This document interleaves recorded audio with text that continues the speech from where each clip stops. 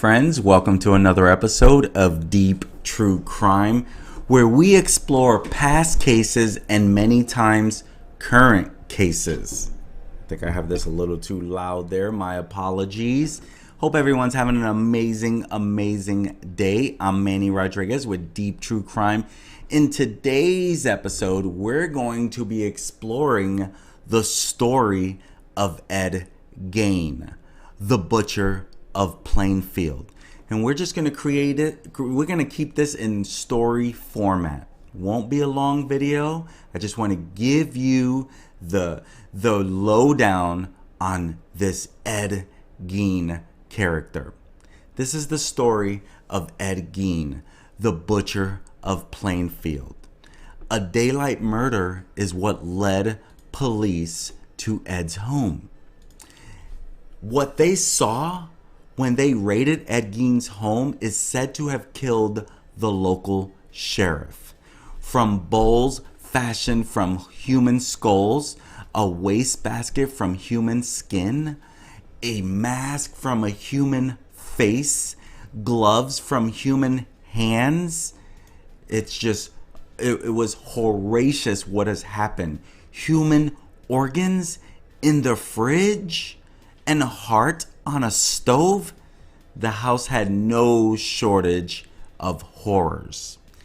And as you look into this, it's amazing that anyone can do such a thing. The officers also found a human torso hanging from a beam with internal organs removed.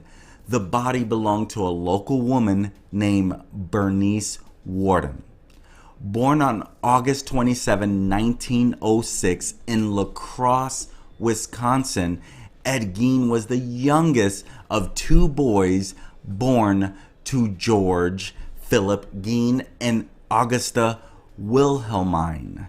However, George was an alcoholic who couldn't hold a job or support his family. Augusta ultimately assumed complete power and decided to move the family to a 155-acre farm in Plainfield, Wisconsin. She was a religious zealot who prohibited her children from socializing with others.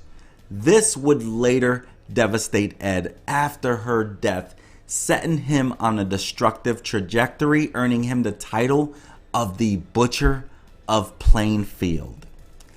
Ed's tomb raiding, cannibalism, and necrophilia became a national phenomenon and inspired various films such as Psycho, which was produced in 1960, directed by Alfred Hitchcock, The Texas Chainsaw Massacre, and The Silence of the Lambs.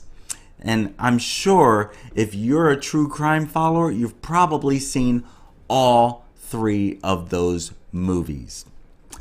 Gein, he had visited Warden's warehouse that Bernice owned to buy antifreeze and shot her from the back. He was obsessed with her and had promised to return and buy the antifreeze a day before. This was during the deer hunting season when most people were away. Bernice's son, who is a deputy, he missed his mother at the shop, which was left open. He found that to be strange.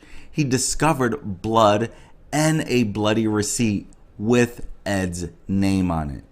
Warden's son, again a deputy, was also suspicious of Gein, who looked odd. His mother had also told him that Gein was extremely obsessed with her.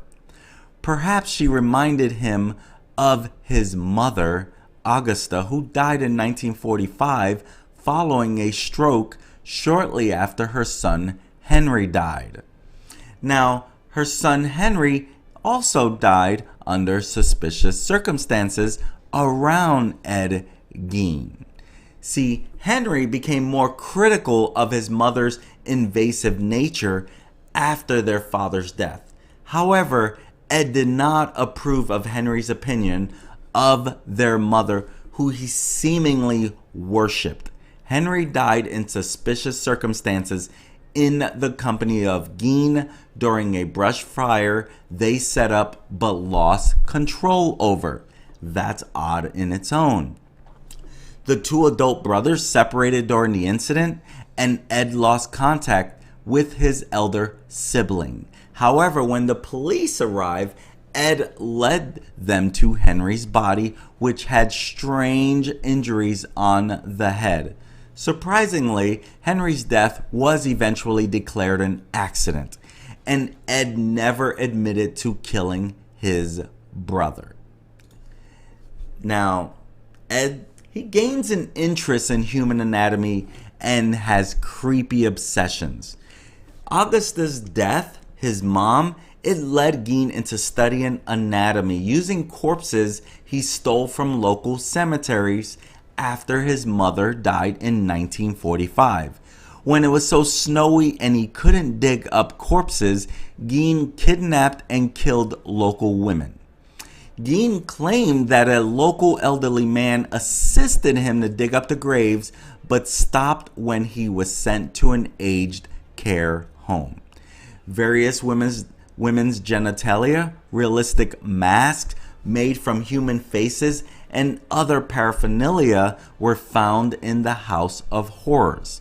Since Gein was good with children, many told their parents they had seen scary items fashioned from human parts in his house.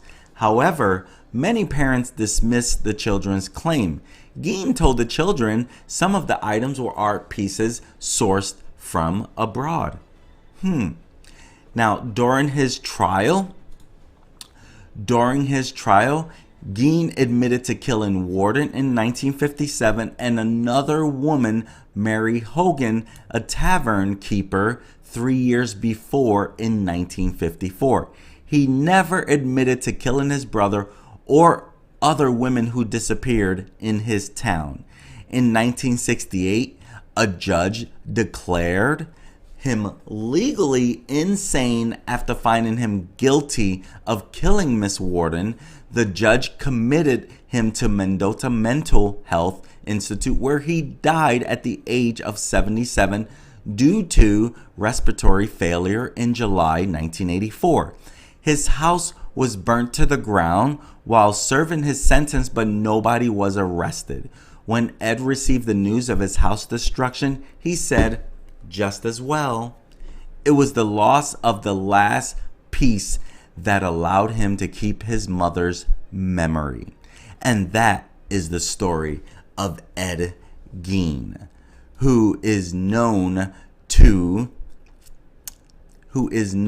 have killed 2 women and possibly more. But we don't know. They found 10 skulls in this house of horror. This is one of the most tragic stories you'll ever hear about. Thank you for joining me today, my friends. That's the short story of Ed Gein, the Butcher of Plainfield. Thank you. I'll talk to you soon. Have a great day. Peace.